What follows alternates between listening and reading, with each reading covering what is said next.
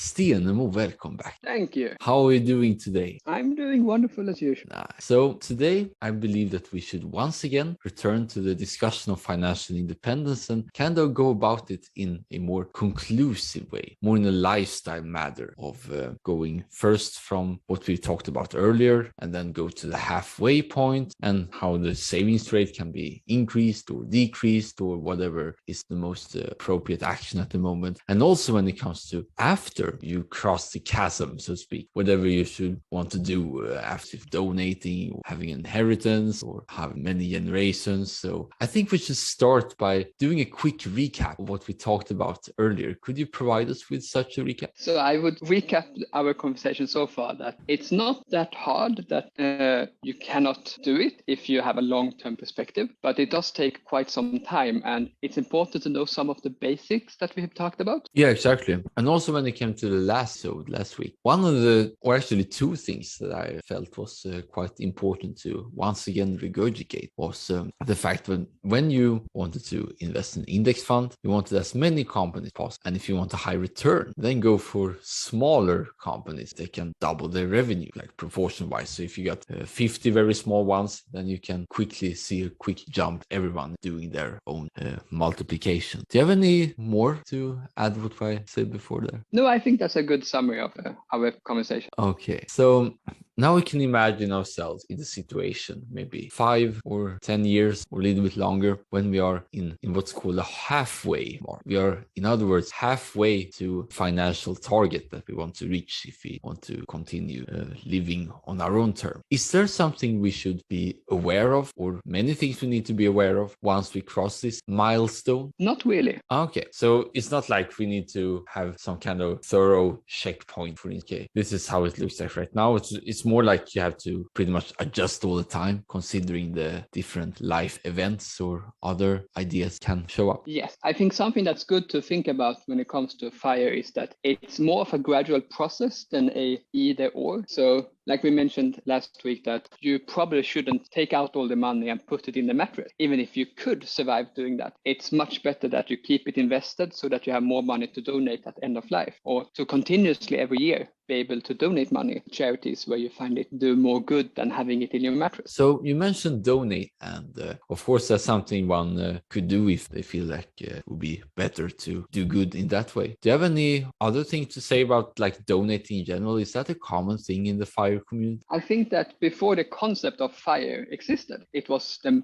most common way of spending your money once you'd reached financial independence, to either do research, to be able to improve the world. Like Alfred Nobel is a famous example of someone who made so much money and wanted to improve the world and didn't really know how to do it. So he set up a prize. And then we have the modern way of doing it with Bill Gates, who said that he wanted to donate somewhere, but he couldn't find a good place. So he set up his own foundation. So I think starting a company or starting a similar organization that tries to do good in the world is quite common. And it's been common in the last hundreds of years that a rich person knows that in order to enjoy life, it's not about spending money on yourself, but on your society. Yeah, that's actually something I've come to realize after some evenings at the beach, because you can pretty much enjoy yourself whenever, despite financial situation, despite in which place you are in the world, despite how it's looking, both in terms of work, but also life, relationships, stuff like that. It is equally possible for everyone, I believe, to access the path to fulfillment, or not really a path, it's more of a state can be accessed on demand, which is the present state. So then it comes to the question like, okay,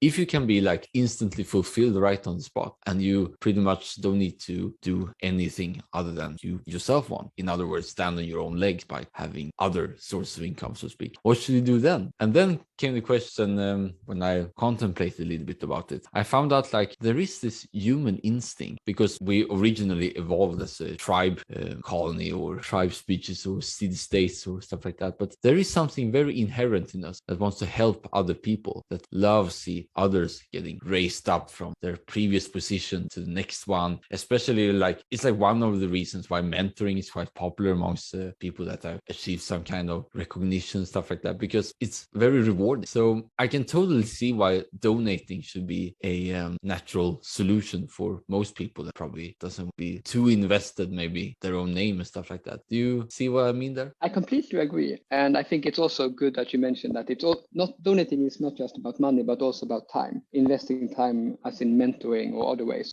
donating your time. But yeah, of course. And also when it comes to starting companies, well, if you have more agency in the process, well. But let's talk about, we can take, for example, two prolific fire members. First one, Mr. Money Mustache, and the other one being Frugal Woods. Both of them are quite active, not really in a more global scale, but more on the local scale when it comes to physical activities, such house renovation and other kinds of exterior matters. So I guess it's quite common to have some kind of influence and hobby that one enjoys, even if it's not like effective altruism, so to speak. Yes. But then comes the question as well, because many people think like, okay, a beach in Barbados is all you need. It's like you don't. Or rather, there would be other things, well, like hedonic treadmill. But is that common for people that have reached fire to basically go on a, what could you say, half a year splurge of just chilling out and doing everything they want to do? Or is that not a very common phenomenon amongst people who have made it, so to speak? I think it's very different from person to person how you find that your ideal does not match how it is in reality. So for people working 40-hour weeks that do not enjoy their work, they can imagine sitting on a beach forever once they retire. But for a retired person, sitting on the beach becomes boring after a few days. Or maybe after a few hours, if the person is particularly work oriented. I remember a particular scene in Tim Ferriss 4-Hour Workweek, in which one of the chapters was filling the void, and it was very explicit, the fact that if you got your quote unquote perfect day, it would not be as glamorous as you might see in dreams, because yeah, life is way, and after all, we want to do something as well, not just be, and being is very good too. So that's just something that I pretty much think is interesting to search for, something that could be active today if you're living near beaches or other kinds of stuff. But when it comes to the savings rate, and especially when it comes to barista and flamingo, let's say that we have two people. One of them is doing more classic financial independence route, and the other one is doing more the barista fire, as an example. And we can also add the third one doing the flamingo. So let's say that they are doing the same path with the same terms, with same interest and all that stuff, and same split. But is it normal to change in the process? For instance, like, okay, now I want to save more, now I want to save, and because I think many people could have the impression like, okay, have the savings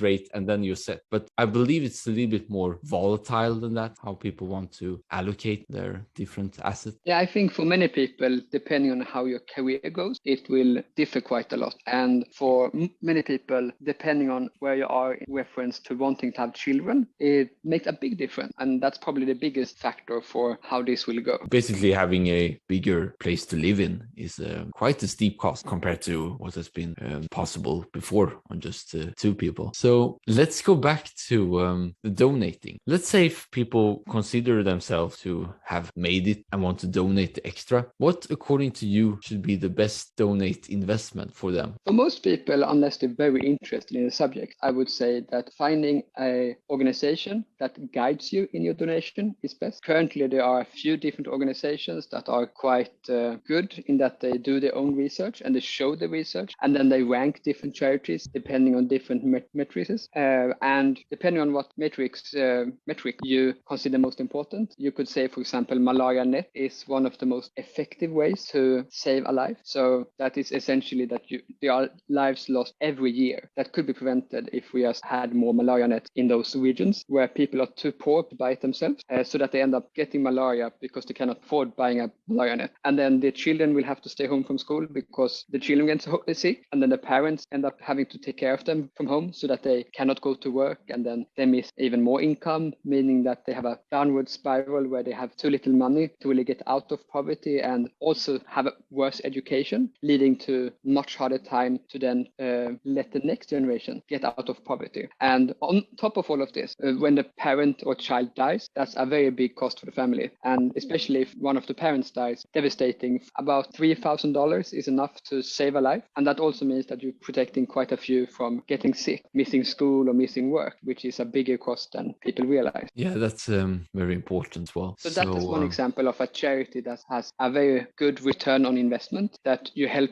quite a few people and you save a life for not that much money. So that's a very high ranked charity. And then this organization, Malaria Foundation, is top ranked organization on, for example, givewell.org, which is the organization that ranks charities that have the biggest, most extensive research on all different charities. Okay. Are there other causes that are maybe equal as impactful as malaria that one could consider also? I know that many consider maybe for instance, cancer, child cancer, Alzheimer's, etc. How are they compared to like malaria, or how important are they? So there are quite a few different ones. So for example, there's some vitamin deficiencies that are still quite big issue. In most Western countries, you get AD drops, vitamin A and vitamin D. And vitamin A deficiency is a big cause of quite a few deaths. And you also end up blind if you survive it. It's very inexpensive to get vitamin A. Okay, so the most effective ones would be easy solutions for in mass scale, for instance, ADD drops and malaria net, and possibly and other also vaccines. Some other medicines, and exactly, vaccines. There are like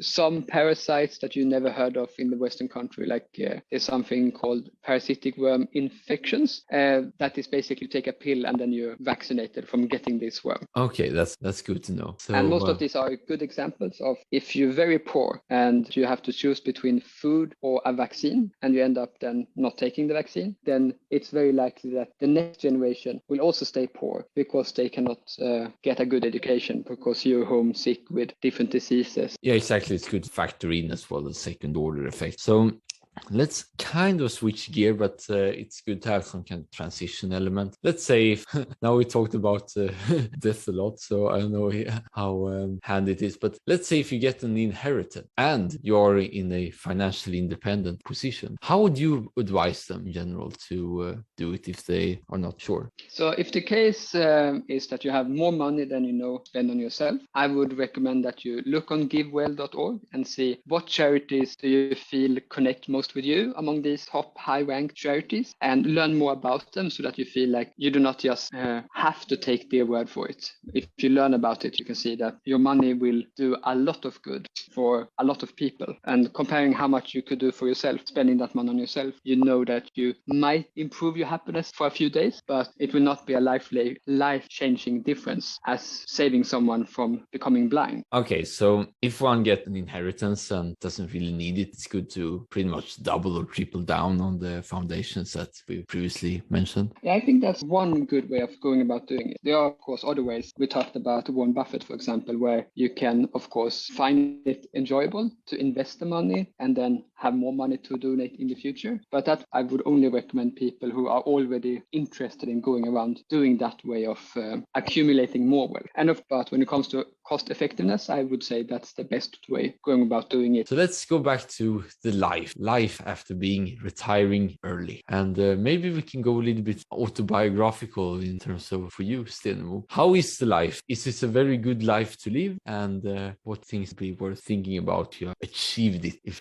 one could have this more grandiose adjectives. So I think it's good to think of it not as a either or, having achieved it or not having achieved it, but more as a process. So you should think of it, I try to think of it as a bit coming closer to a bigger goal, but enjoying the process of getting closer to it. So my current goal is not really to be more fire. I am as fire as I need. It's more a case of having more money to donate and deciding when and how to donate it. And the current plan is to donate more time. So going down from working more than full time, which I'm doing both because I'm doing research that is very interesting for me and I think it's important. It's not really a case of now as soon as I have enough money, I will stop working just because. It's more a case of a process of going forward from where I am standing now and seeing that I can still have a goal and the goal will never be reached, so to speak. You will always have new goals, but you should enjoy the process of getting closer to the current goal that you have. Yeah, I fully agree that one should always enjoy the process and think too much about milestones. And also, how do you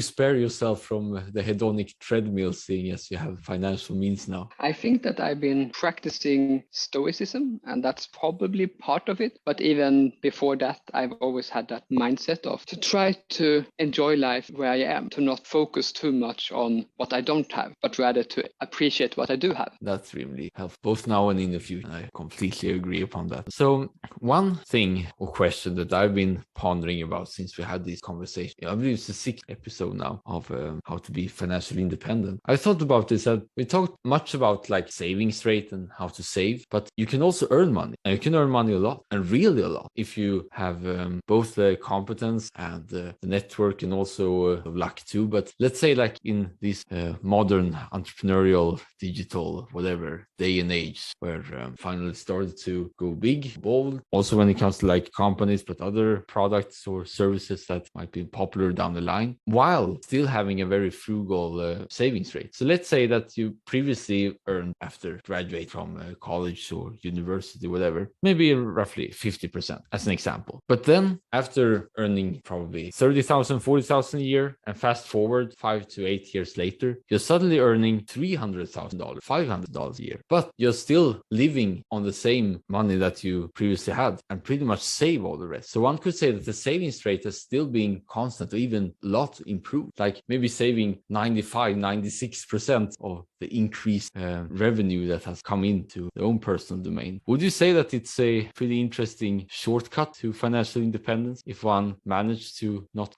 fall into the trap of the hedonic treadmill? Yes, I think for us in the Western world, where you're able to have a good education and it's not that riskful to start a company, it's a very good way of either becoming financially ruined if you do very poorly, which of course can happen, but even then it's not so bad for us in the Western world. So you have a high chance of moderate success, and you have some chance of a great success, where a great success means that you could end up donating hundreds of millions of dollars at your 100th birthday. Yeah, and it's also good to know that these kind of great breakthroughs, of course, they are very latent and depending on a lot of factors. So one should be quite like frugal in the beginning in order to not get wiped out in the process, as it could be for most of the risk, but rather to bet small and reinvest and see yourself the influence growing up. So with this, I think we covered pretty much the entire spectrum of financial independence. Or have we pretty much got everything worth knowing for all of our listeners covered already? I think when it comes to FIRE, you can spend 5 minutes, and some people will be happy with just that. And you can spend what we have spent, about 2 hours of talking about the basics of the overview. And then you could go